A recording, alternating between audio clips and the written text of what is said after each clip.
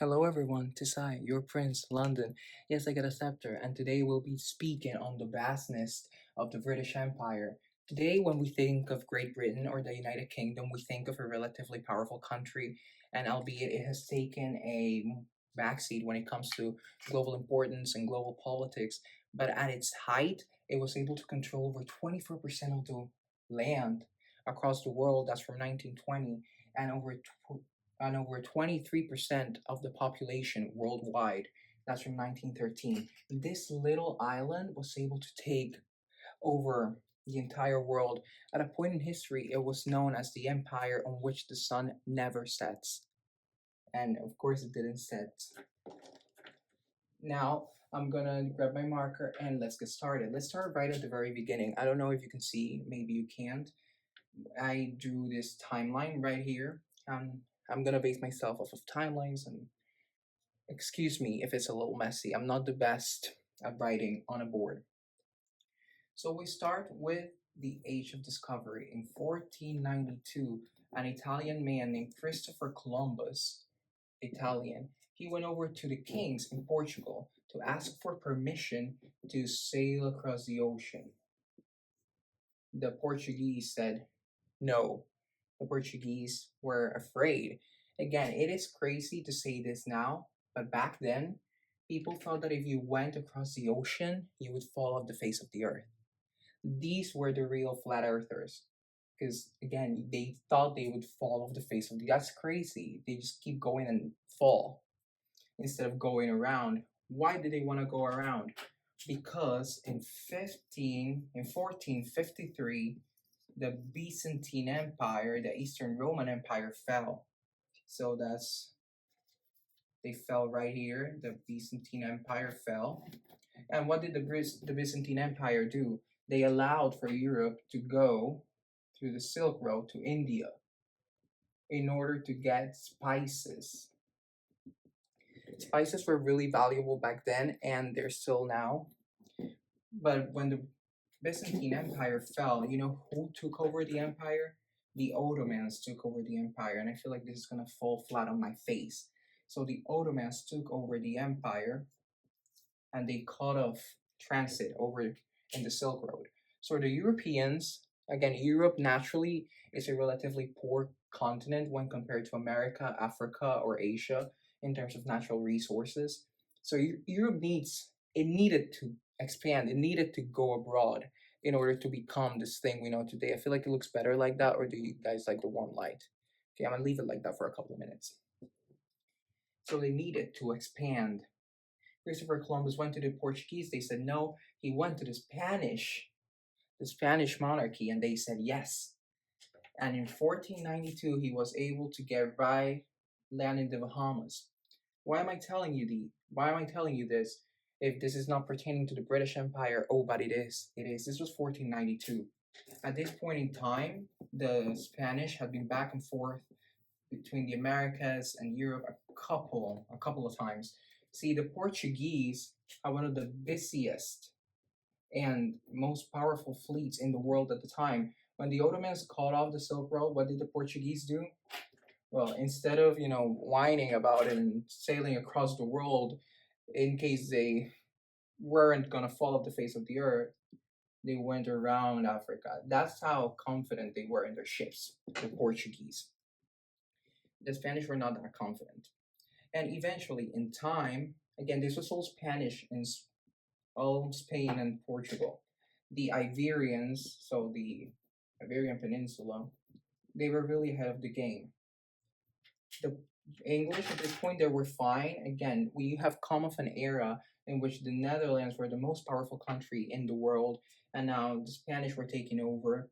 And in 1497, King Henry VII, should I write seven or do the Roman? No, okay, I did the Roman numeral. He commissioned another Italian, John Cabot. You may be familiar with his name.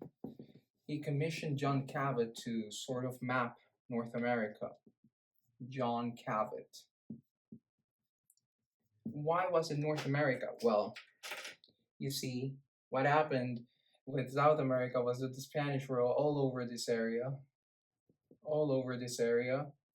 Of course, well, Portugal, they kind of had this part of Brazil. This was for the Portuguese, but the interest in Brazil, it wasn't immediate. It wasn't something they were actively seeking. I went that way with the lamb, so they focused in Africa. The Portuguese focused in Africa first before focusing in South America. So the French, the Dutch, and the English had no choice but to go to North America. So John Cabot went, he did his thing, he mapped some areas around Newfoundland, Canada. I had a follower say that it was pronounced Newfoundland, and that's the most outrageous thing I've ever heard. I went and researched it again just to make sure. She says she's a native, and I'm sure she is, but I'm also sure she's mispronouncing it. So that's what happened. Spain, Portugal, and the French, and the Dutch are behind. Well, Belgium is behind as well, and there's no saying about it. Germany and Italy. It's not even worth mentioning it. So when Henry VII died, I'm looking up some data on my computer. In 1509, here we go. In 1509, Henry VIII became king. 1509, Henry VIII became king. So let me get rid of Henry VII. During his reign, Henry VIII was, well, should I say, he was very promiscuous. He did it again. He was very promiscuous, and I'm just gonna say it. He was a whore. The man was a whore. Henry VIII, total whore, complete slut. He had 6 different wives, and of course, in order for him to have this many wives, he needed to break ties, to cut ties with the Vatican. So England severed ties with the Vatican. They were the first country to do so. This is sort of what Henry VIII is best known for, the English Reformation, which is basically the foundation of the Church of England. In 1534, we get the Church of England. Church of England. It drew from Roman Catholicism. It wasn't that different, but it varied in the Protestant principles that it got. You know, it was Luther and the Pope, and it was a lot of things that I'm not gonna get into, because if I get into religion, then this video is gonna last probably like 10 hours, and I wish I were kidding, but I'm not. Oh God. So the Church of England, English Reformation, divorce was allowed. He was, apart from being a whore, a slut, and a tyrant, a fat tyrant, he was the fattest man in the kingdom. People said you could place 2 men in his trousers and there'd still be space left. Of course, I don't know how true is that, because by today's standards, then he'd be skinny. But Henry VIII was a tyrant. He persecuted people who were not agreeing with him. So, of course, he tried to convert the entirety of this thing, but he couldn't. Some people still had their beliefs. People still believed in God. And what did they do? Oh God. I'm figuring it out as I go, people. What did they do? They were known as the Puritans. If you're American or English, then you may be familiar with the story. The Puritans. He started persecuting them because he saw them as a threat to his kingdom, to his reign, to his supremacy. Oh my God, I'm missing a cap for this. I'm also missing a marker. Jesus. These things always happen to me. Well, I'm just gonna carry on talking. As I mentioned previously, Henry had 10 wives, 6 wives. His first wife was Catherine of Aragon. He wed her in 1509. From his marriage to Catherine of Aragon, he got an heir. Well, not an heir. For an nymphomaniac and a sex addict, he was quite terrible at breeding children. So he got Catherine of Aragon from his marriage, which was short-lived. Well, not really. from 1509 to 1533, we got Mary the First. You may not be familiar with Mary the First, but she became known as Bloody Mary. And I'm sure you're familiar with Bloody Mary, because I know I am. Do you guys like the cocktail? I haven't tried it. I don't drink a lot, but sure, I would like to try the cocktail. I'm still trying to find the other marker. Jesus, where is it? Yes, I'm also wearing shorts. I did not dress up fully for this. Where could it be? My God. So they got divorced in 1533, and in 1533 as well, he married Anne Boleyn. Now I know this name you're familiar with, because if you're a history buff like me, then you're gonna be familiar with a lot of this. How do you spell it? Boleyn. From his marriage to Anne, which lasted from 1534 until he beheaded her in 1536. Yes, you heard that right, beheaded, he killed her. In 1536, we got dear Elizabeth the First. Elizabeth is my favorite English monarch, and I'm gonna go over her later. I'm gonna probably like fangirl really hard. I'm not sure where the marker went. My God, I have had such a bad streak of luck in recording this video that you guys are not gonna believe this. If I put this out by some miracle and this ends up going viral, guy can't find his marker, God, that'd be terrible. So he had it beheaded. See, he beheaded her. They were two girls. He had Mary and he had Elizabeth. I'm gonna play with blue because I lost it.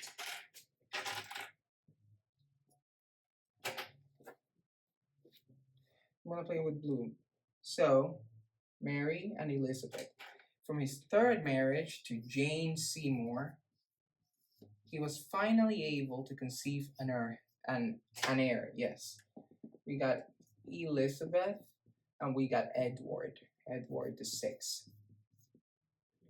Those were his heirs. Jane died shortly after childbirth, like 12 weeks after, I think. So this was 1536 to 1537.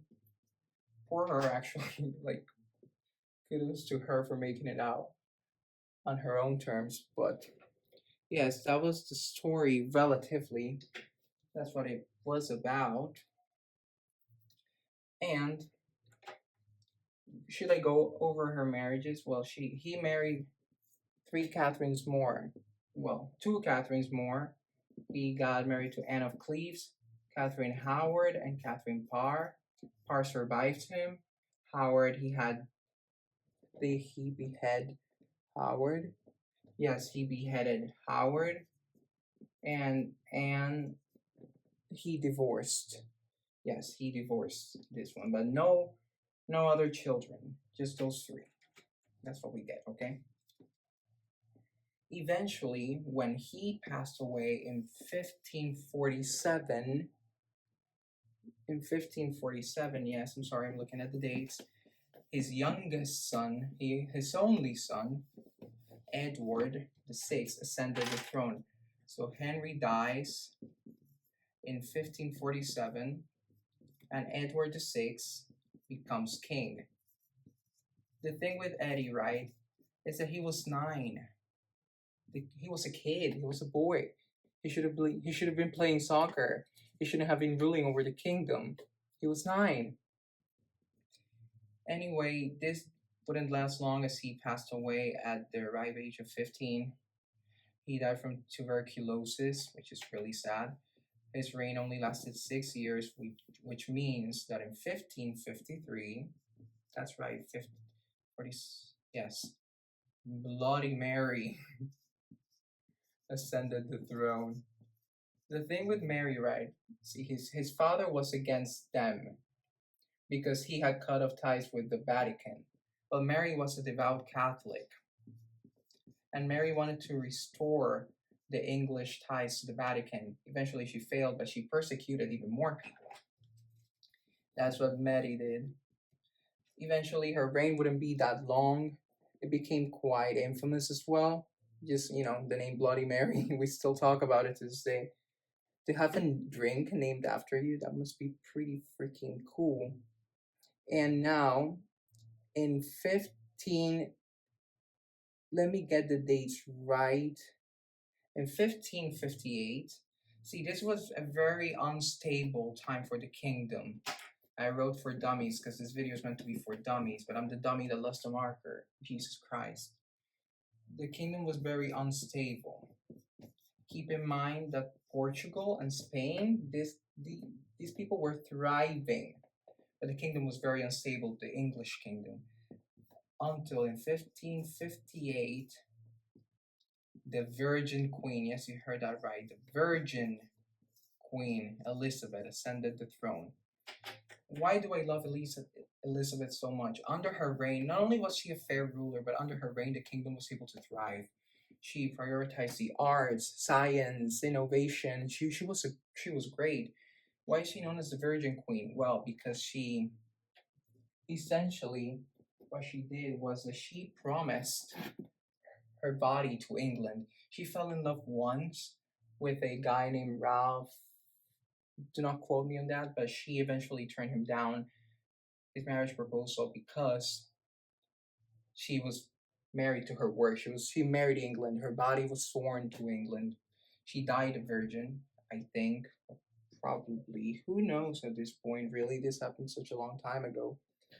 But that's what they say. She died a virgin. She refused to, again, give birth to any kids. She was a virgin. She was the last descendant of the Tudor dynasty.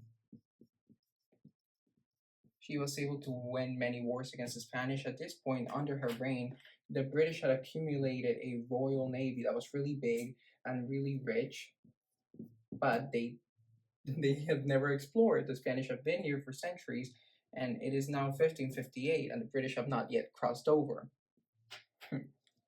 So Elizabeth was a visionary. In 1578, a guy, Sir Humphrey Gilbert, let me write Humphrey Gilbert, asked for a patent to explore and settle. He made the journey, she said yes, but he eventually turned back. He didn't make it all the way to the Americas. So in 1773, in 1570 what? 15, we're in 1578, so it must be 1583. That same guy, Sir Humphrey, he got there and he said that he was able to take over Newfoundland and Canada, but because he didn't settle, there's no actual proofs, or he didn't actually claim some land in her name. He didn't do anything at all. Keep in mind that religious persecution is still happening. This is one of the pitfalls of Mary's reign, of Elizabeth's reign. To mix them up is a crime. From Elizabeth's reign, that the Puritans were still in danger. So this happened. He didn't do anything at all, and he died in 1584. What else happened in 1584? And this you may be familiar with, but if you're not, hey, no shade, no shame. In 1584, his half-brother, Walter Raleigh, he went to the Queen, he asked for a patent, the Queen said yes, and Walter, he was actually able to make it across. He landed somewhere in the Carolinas, so don't quote me on this, somewhere in the Carolinas, and he was able to establish a colony, the first English colony in the States. It would be really short lived though, because the Roanoke colony lasted about 5 years.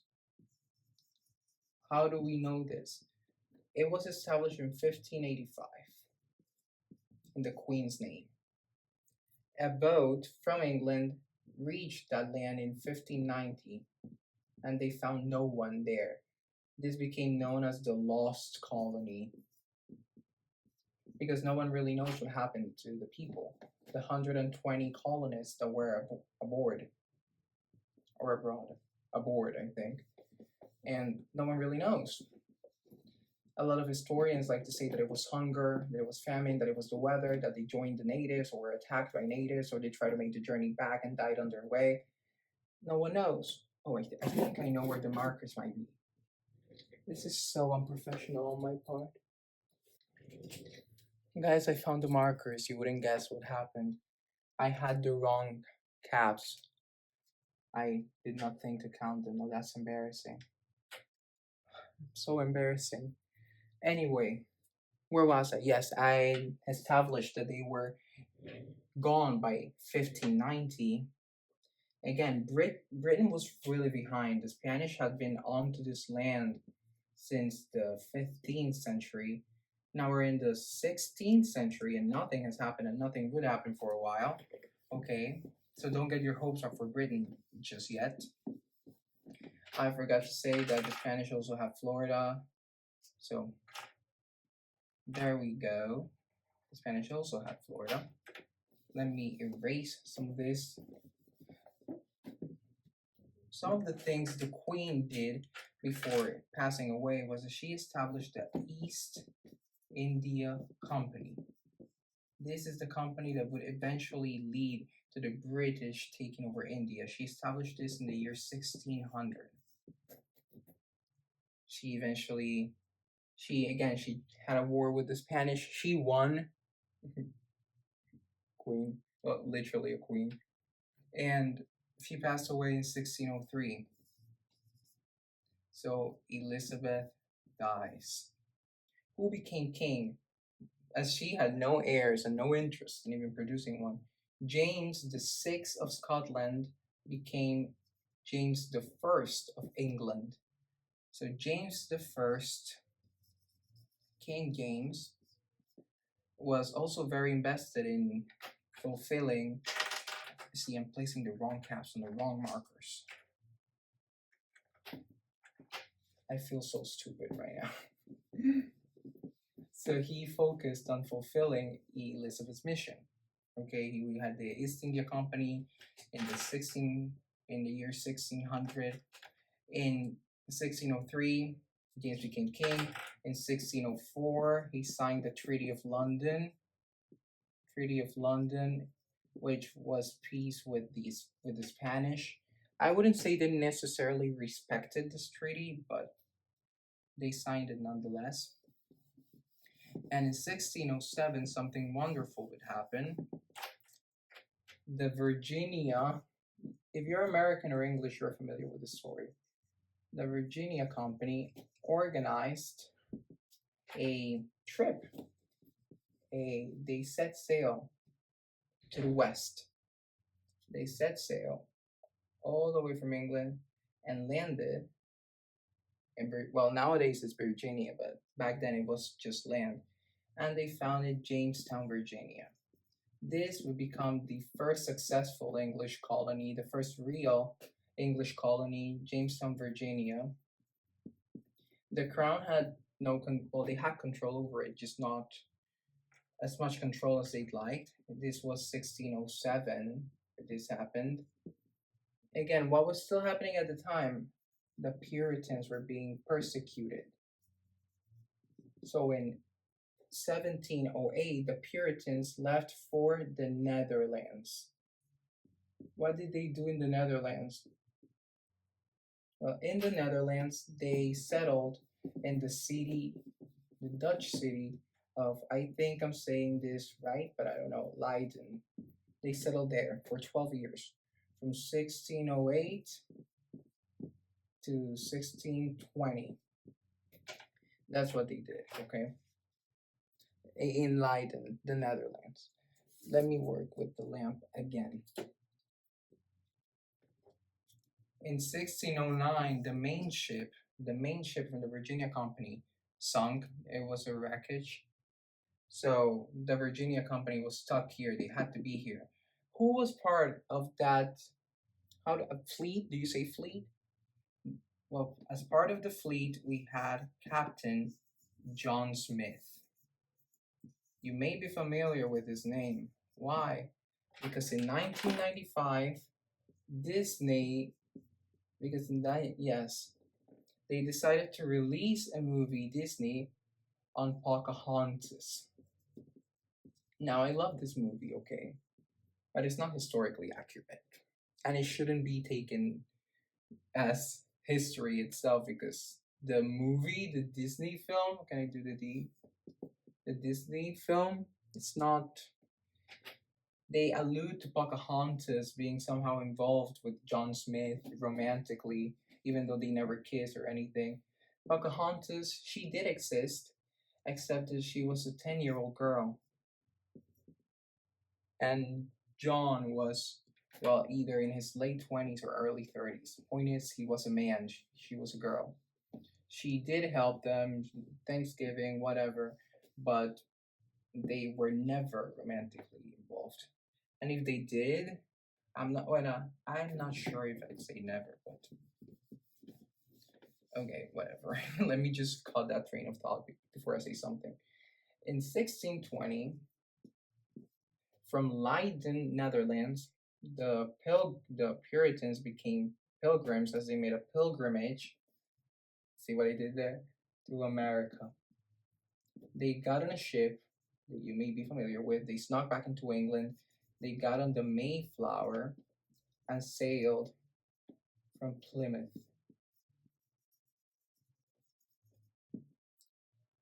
And they got there, and now they established a colony.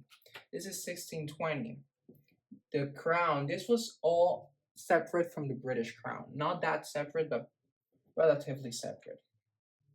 So in 1624, the crown claimed the colonies and they became part of the crown.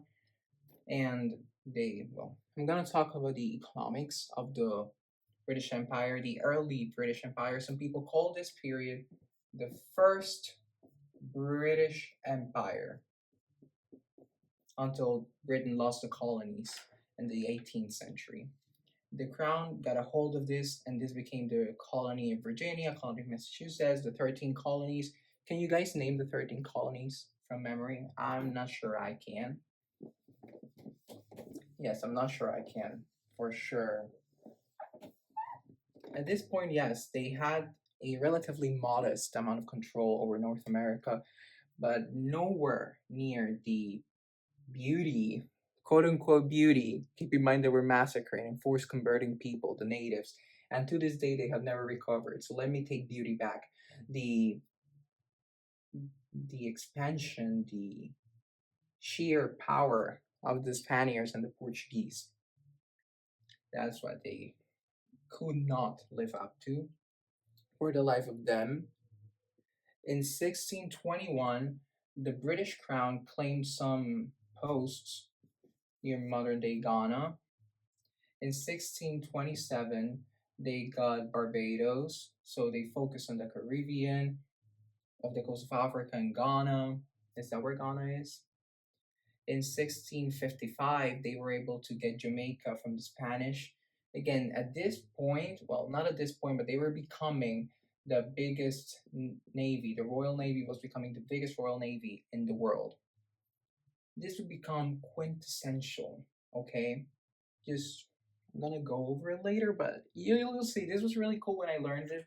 Not cool that it happened, but cool that I learned it. Don't mistake me for a fool or one of those people that justifies genocide. They introduced the Navigation Acts. The Navigation Acts were a series of laws, or, well, they were acts. They lasted from 1651 till 1849. What they did was that they limited the trade of the British dominions, protectorates, the colonies. The colonies could only trade with Britain. So I'm gonna get some. Should I get blue? Blue. Let's get blue. They could only trade with Britain. Why? I don't know if this is an economic current, a movement, a wave, But under mercantilism, which is a nationalist, protectionist, mercantilism. So essentially, it was meant to serve the motherland. Spain, Portugal, France, they all had similar proposals as the Navigation Acts, but I say they didn't take it as far as the Brits did. That's what I'd argue. That's what I argue, that they did not take it as far as the British.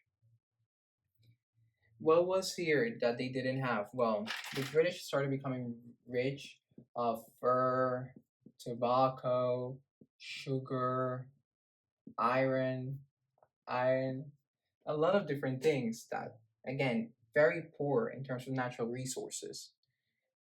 Nowadays, you can say that they have stuff, but they need machinery for the oil of the coast, and let's just ignore that completely. Okay, from 1664 to 1667, the Second Anglo-Dutch War happened. I need a bigger board. I need a set. I need a makeup board. I need a lot of things. But let me just take it back and enjoy this while it lasts. The Second Anglo-Dutch or Dutch Anglo-Dutch. Okay. I'm looking at my notes, people. You can get the essay of which I'm basing this off in the description. I'll sell it for like $5. From 1664 to 1667, the Dutch, again, they couldn't do South America. Neither France nor the Dutch, or no one could do South America because the Spaniards were so strong. So what the Dutch did was they set up. What's the name of it? Let me just read it. The New Netherland. New Netherland, exactly. And at the end of the war, the British got a hold of New Netherland, and with it came New Amsterdam, which was eventually renamed New York after the Duke of York, which eventually became King James II. So they took this from the Dutch. And I'm gonna do British conquests in red. So let me just change this. We got the Caribbean, we got the 13 colonies, and we got New Netherlands, and we got parts of Africa. There we go. There we go.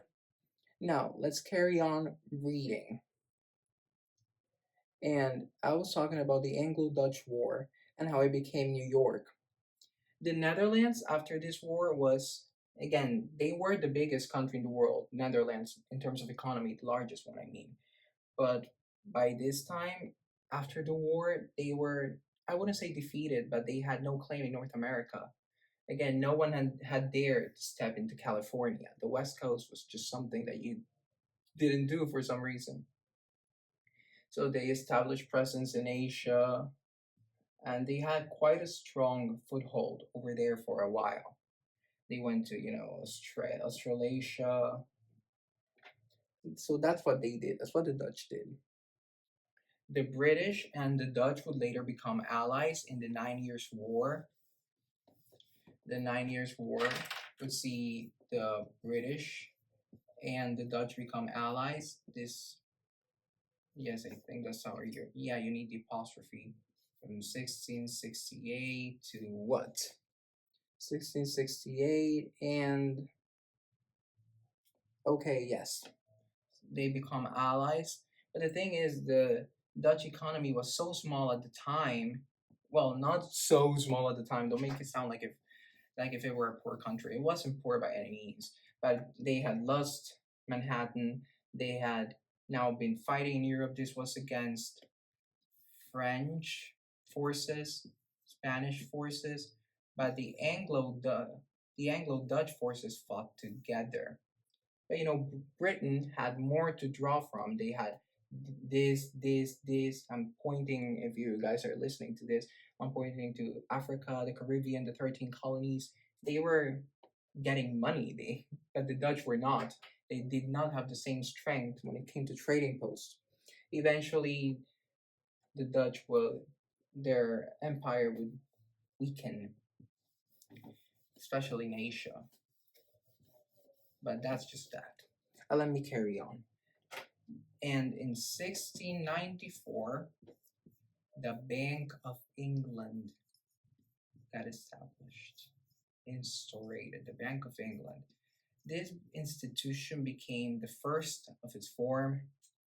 This institution was what led to England becoming so grandiose in terms of economics. I'm not speaking of social things. We know the slave trade was going on. I'm going to touch on that later. But that's what they did. The Bank of England.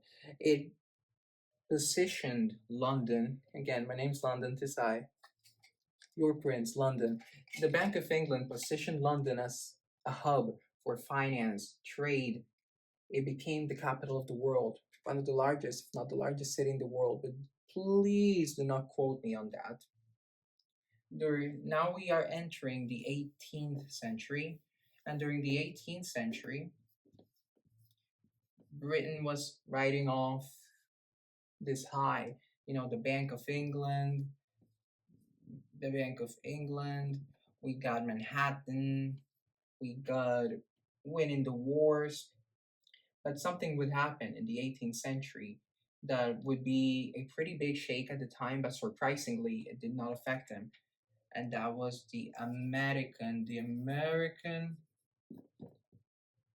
what should I call it? The American Revolution. I wrote it down, but I don't think I didn't. The American War of Independence. There you go. The American War of Independence. The American War of Independence lasted from 1775 to 1789, when the Constitution was ratified. But again, you may have a different opinion if you're an historian. It's debatable. Not a single event has a defining, well, they do, some of them, a defining end and start date. The American War of Independence, they lost the 13 colonies.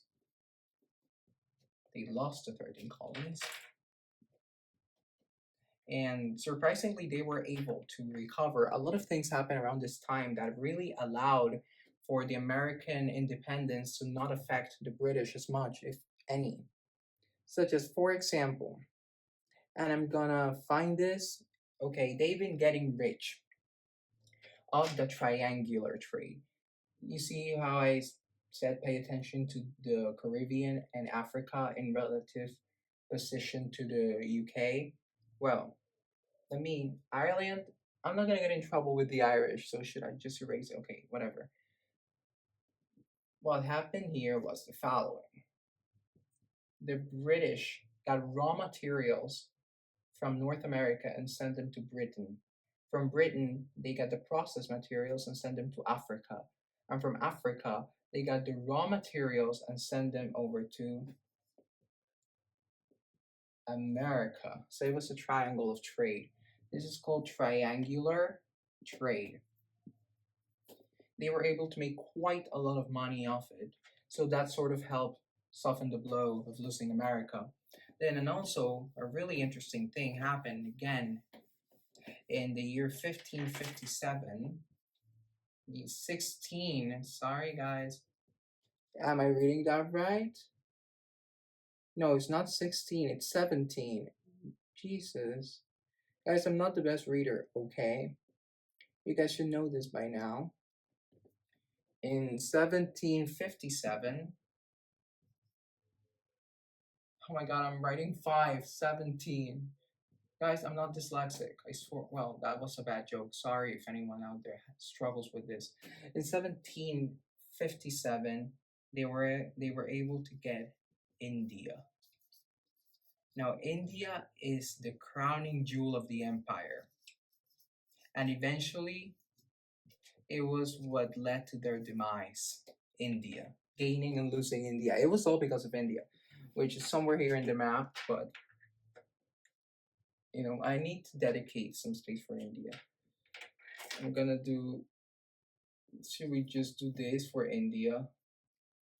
India's not here. India's not in the middle of the ocean, okay? I know where India is, people. They got India during the Battle of Passy. They were able to defend the Bengal region, take over it, defend it against the Spanish, the French, the Chinese. The East India Company, as I said, was semi private, so they did not act as benefactors. They were not benefactors of the British Empire, but the British Empire was a beneficiary. And what am I even saying? Do I know the difference between those terms? Point is that they had a relative amount of independence from the British Empire to the point that they had their own flag and their own army, and they claimed the whole of India to the Bengal region. They conquered it. They again the American colonies they were lost to Britain itself.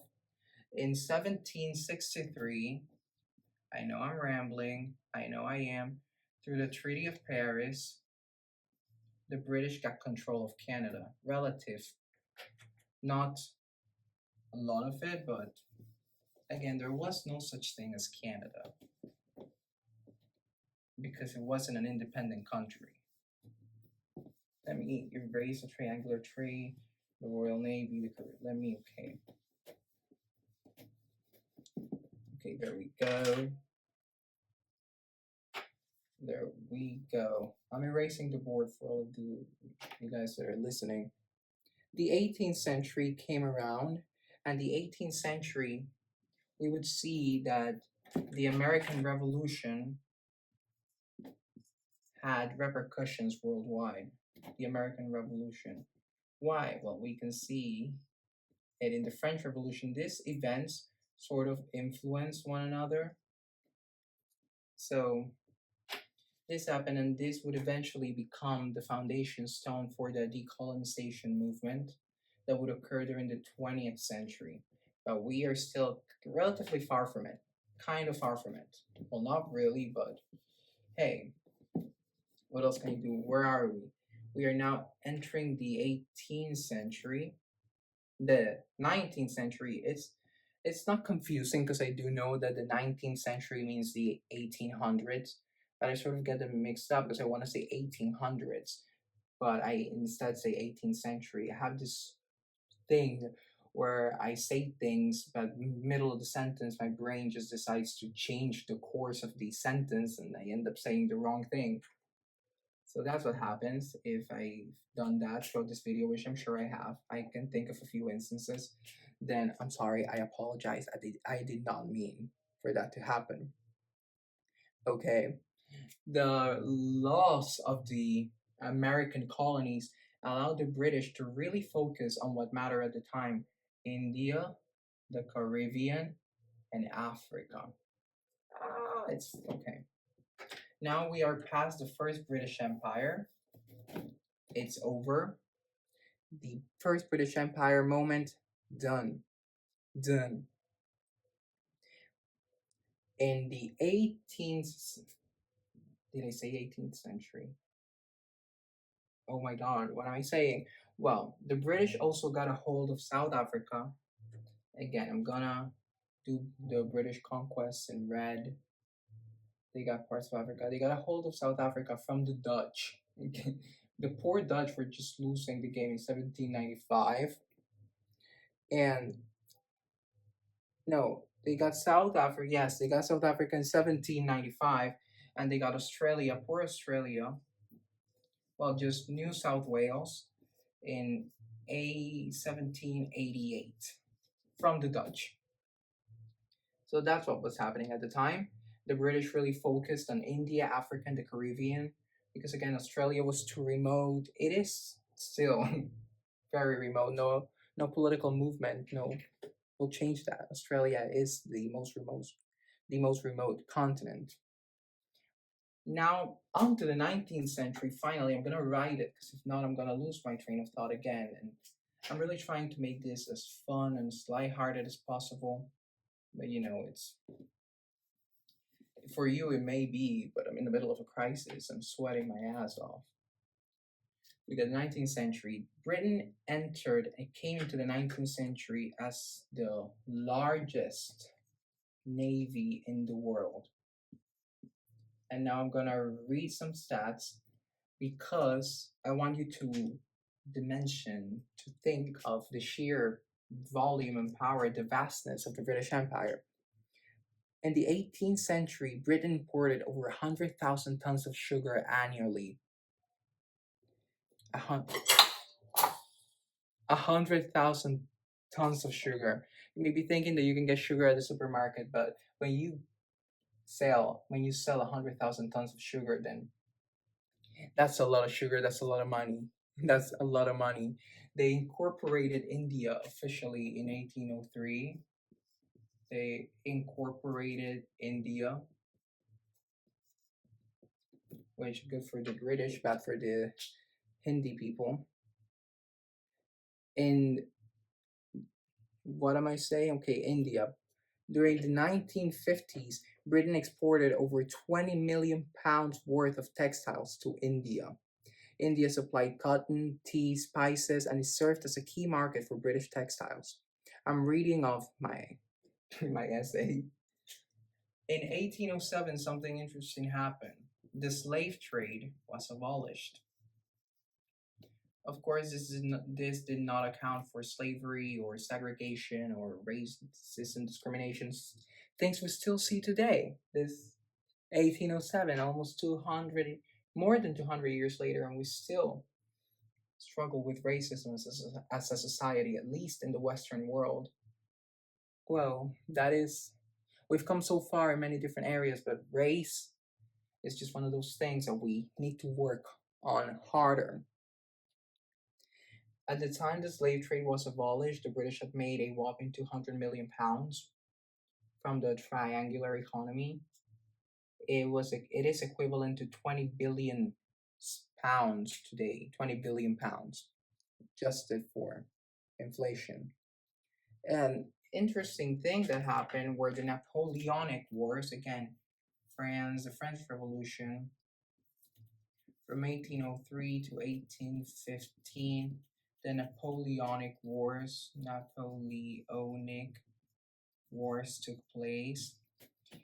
France was too focused dealing with its own internal struggles that taking over the world just seemed like an afterthought at that time, especially with Napoleon doing and undoing and whatever. During 1812, the Battle of New Orleans happened, and this was the battle. Most historians, at least from what I read, the Battle of New Orleans is where the British and the Americans reconciled. New Orleans. Okay. You say New Orleans or New Orleans? I say New Orleans. Let's say New Orleans. I actually say New Orleans. I don't know what it's with the East today. They, through the Peace Treaty of Ghent, they were able to ratify and their peace and officially forgive each other for the harm they've caused and become, I'd say, each other's greatest allies to this day. The UK and the US, mother and son, or daughter. Is America a woman? I think America's a woman, actually. Yeah, I think America's a woman. In 1815, what happened? The Brits gained Sri Lanka. I'm trying to do red for British conquest, but I'm failing. The British now had Sri Lanka, and I think it's better that instead of drawing the map of each country that I'm going to mention, to just write the name of the countries. So by the 19th century, the British had Canada. They had parts of Australia. They had a lot of things in the Caribbean, like Barbados, Jamaica. They had India, the crowning jewel. They had Sri Lanka. They had South Africa.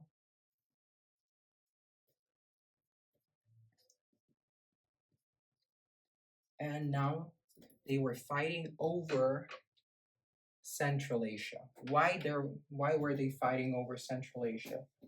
Because Britain at this point in time, it was already pretty large. It had surpassed Spain, okay? It really did. It surpassed Spain in every way. And we get to a period of time called the Great Game.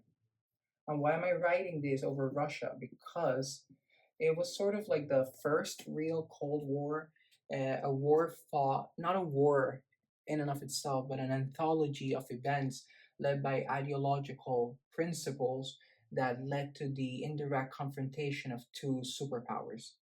Actually, that was a pretty great summary of what the Cold War is. It happened between the UK, well, England, and the Russian Empire. They were fighting over Central Asia. Russia was pretty late to this whole thing, and they couldn't do anything about it anyway because they had no access to the sea, no open access to the sea. That's the thing with Italy and Greece. Well, Greece is a whole nother story, but people say, why didn't Italy conquer or expand the same way other countries did? If you look at France, you look at the Dutch, the British, the Spaniards, Portuguese, they had open access to the sea, whereas the Italians were, as much as the Mediterranean is a sea, it is a lake. It is a big lake. They are engulfed in this big lake. So what are they gonna do really? They have to go through Gibraltar, and that's it. If the Spaniards decide to close it, they're done. They're done for. So they fought over Russia, and England fought over Central Asia, so Afghanistan, Uzbekistan, Tibet, Persia. The two colonial empires used military and diplomatic interventions in order to divide that region for their own benefit. At the same time, we'd also see the scramble for Africa. This is really important, so let me just, where should I'm gonna write it inside the African sketch. The scramble. I'm actually really having a good time with this video. It's just that I was really in a bad mood because I thought I'd lost a marker. I'm gonna try and see if I can cut that part out. The scramble for Africa lasted from 1814 to 1914. During the Berlin conferences of 1883 and 1884, am I quoting that correctly? Britain had claimed essentially Nigeria, Kenya, and southern Rhodesia, which is modern day Zimbabwe.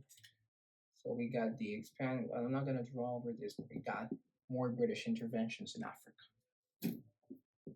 What else happened in the 18th century that was pretty significant? I know I'm in the 19th century. This time it's intentional, okay, people?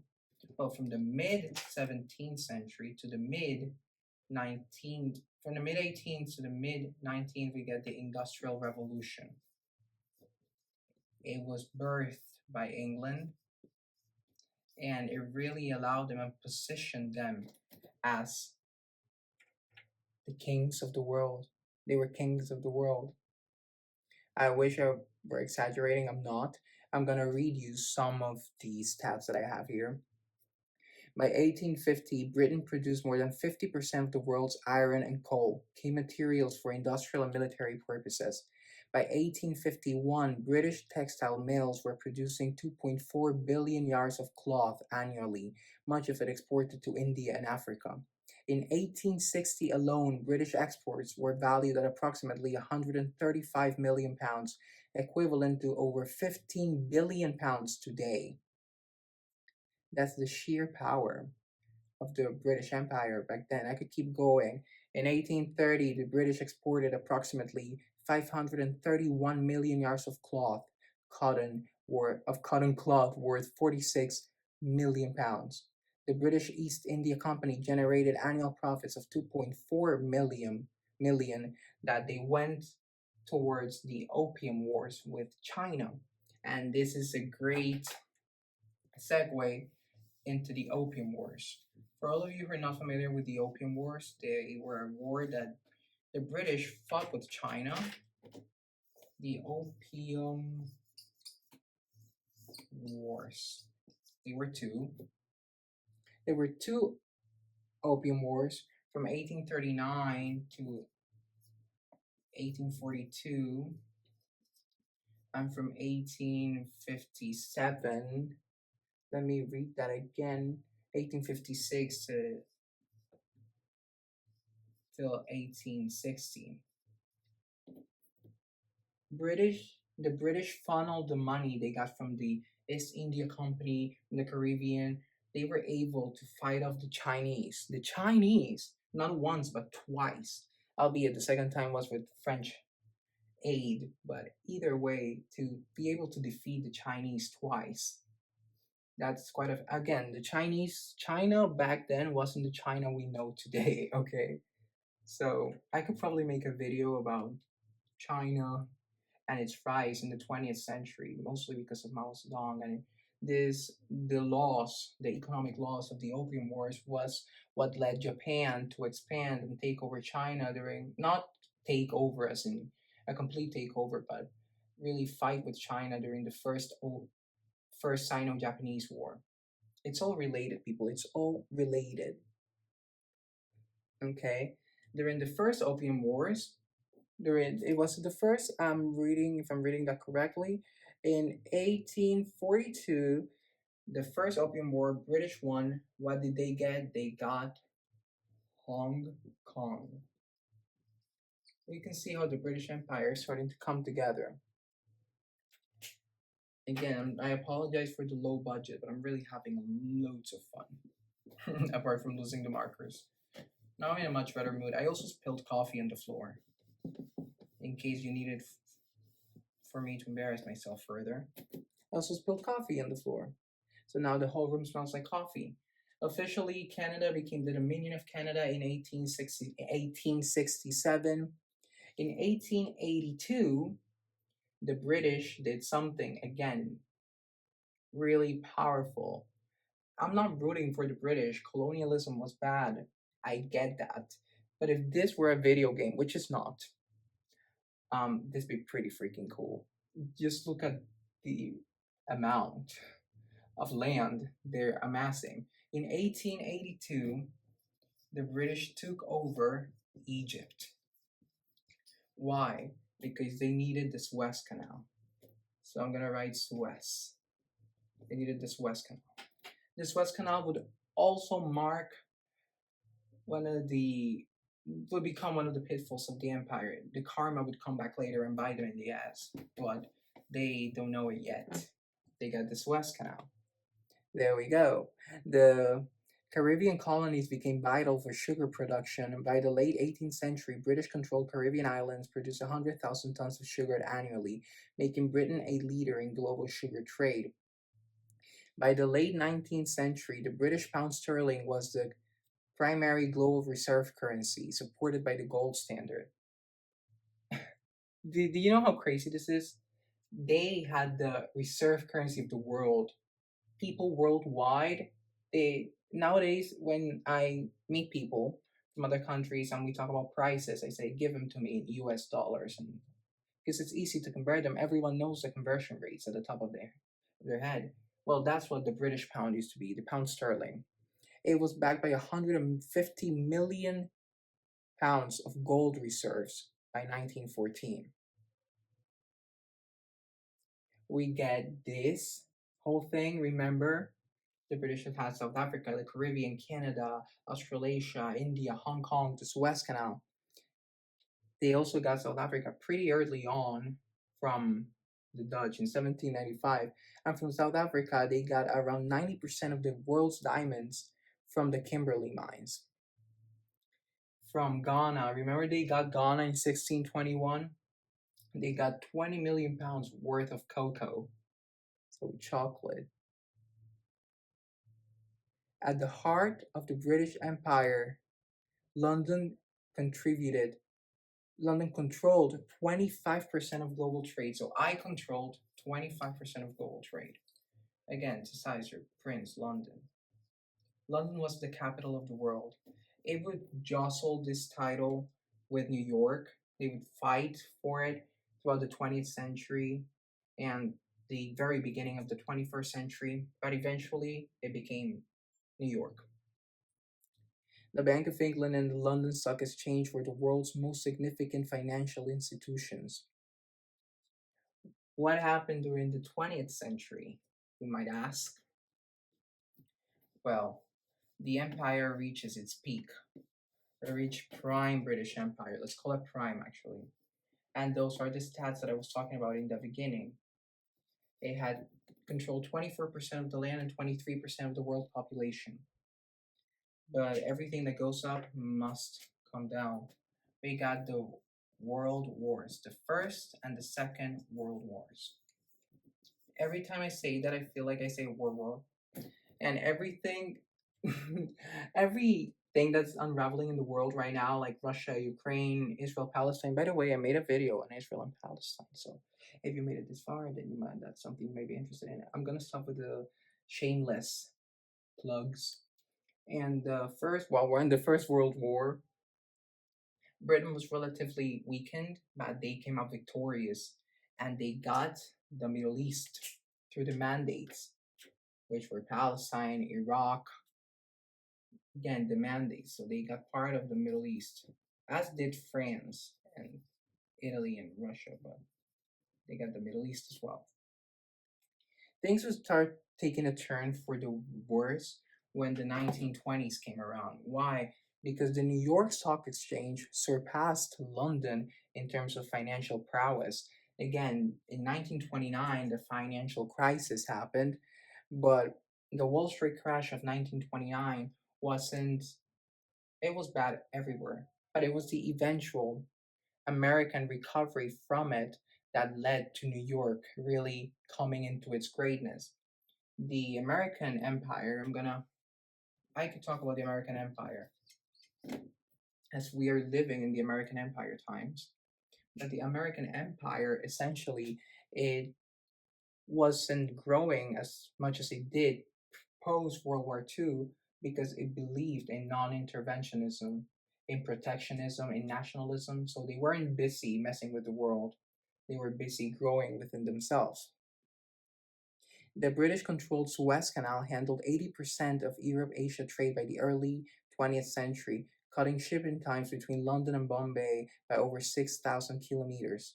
By the start of the 20th century, Germany and the US began to challenge the British economic lead, but of course they didn't. By and then moving on to the Second World War. By 1914, the British accounted for 30% of global trade. British overseas investments roughly totaled 40% of the world's investments.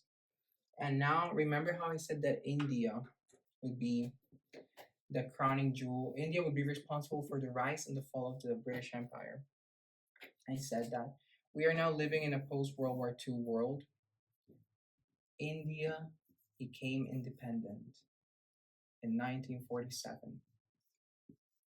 The thing with India becoming independent, right, is that not only were the British really invested in India financially, I mean, building railroads and bridges and plumbing and roads and trains and investing, but India, philosophically speaking, it inspired the greater decolonization movement across Africa and Asia and parts of South America. It was India that started it all and ended it all. Losing India was a blow. Britain was able to handle losing America, but they were not able to handle losing India. They were not. India and Pakistan. India had over 40,000 kilometers of railways by 1947. At a point in the 18th century, they contributed to 10 to 15% of the British GDP at the time. By 1947, India accounted for 14% of British export markets. Again, the British did get a fair deal, I'd say, because between the 18th and 20th century, they drained 9 trillion pounds, adjusted to inflation for inflation. So yes, they did take advantage of India, but losing it was, ooh, that was hard. Now we move on to 1956. This was, I'd say, the event that really marked it all, the Suez Crisis. We got Abdel Nasser in Egypt, nationalist, Republican. He builds a republic, the Arab Republic of Egypt. he takes control of the canal, and England and France lose the canal. This is the a crucial point. I talk about it in the Israel Palestine video, not to be that guy promoting his work, but in 1956, it really symbolized Britain's loss of power, of gumption that it once possessed. It was almost as if they were handing the torch over to the USSR and the US. Both France and the UK just were not able to take it anymore. I mean, it's still impressive that they're able to remain top countries in the world now in 2025, but again, it's just something that you never imagine just from the sole prowess that they had before. And it really reminds you that everything is temporary and cyclical. What would be of the American Empire in 100 years? The Dutch Empire, look at them, they're fine, they're okay, they're beautiful. Every country in the world is beautiful, but Britain and France have gotten adjusted to living off their former glory and just letting the new ones fight. It's almost like if they're tired of fighting and proving something, they proved that they could handle the world, especially the largest empire in history, the empire in which the sun never sets, the British Empire. And it essentially justified the the world as it is today. Every single thing can be traced back to the British Empire. Well, not every single thing, but you get the point. Either colonization or the British Empire, and in some way or another, the British Empire affected colonization. Now, another thing that happened that really symbolized the end of the empire was Hong Kong. The loss of Hong Kong, the handover of Hong Kong to China. Hong Kong was a great ally. Hong Kong was amazing, but Hong Kong was now lost to China. And the British needed to hand it over. After 1949, after the war ended, many former colonies decided to become part of the free Commonwealth of Nations, the Commonwealth of Nations under the British Empire. That happened. The Commonwealth of Nations, it still exists today. It was Queen Elizabeth's greatest work. As a queen, she managed to keep the Commonwealth together. I'm gonna read some data over the independences over, yes, independences. And if I'm making it up, then I'm sorry, but I don't care. Of the 20th century, we got India and Pakistan in 47. Again, a partition plan that went wrong, such as the one in Palestine and Israel. Go watch the video. But in 1957, the independence of Ghana took place, which was the first British colony in Africa to gain independence. Then from the 60s to the 70s, Kenya, Nigeria, Zambia. In 1986, the London Stock Exchange switched from floor-based trading to a screen-based system. This event was described as a city revolution. The Big Bang in London. It was now the 1980s, and London was capital of the world again. That it would eventually die down and New York would take over, but it was sort of a quick comeback for them, the Big Bang in the 80s. Some scientific contributions happened during this time. A lot of things happened during this, well, of course, a lot of things happen every single time. But now that I'm looking at it on a map, I'd say the British Empire, it was really the greatest empire in history, the largest one, the most important one, and the most defining one. It's often overlooked because we live so close to it, and we as a society tend to romanticize, glamorize the past, but the British Empire was really out there. I forgot to tell people to subscribe, so subscribe, like, comment. I don't know what I'm supposed to say. Follow me on Instagram. If you want the essay to this whole thing, I'm selling it for $5 in the description, but not necessary. I think I went over every single detail pretty well. I'm just missing some of the data. Again, sorry I was in such a bad mood earlier. Just the marker, man, the marker. But yes, this is it. This was the British Empire. Desai, your prince, and I salute you. Goodbye.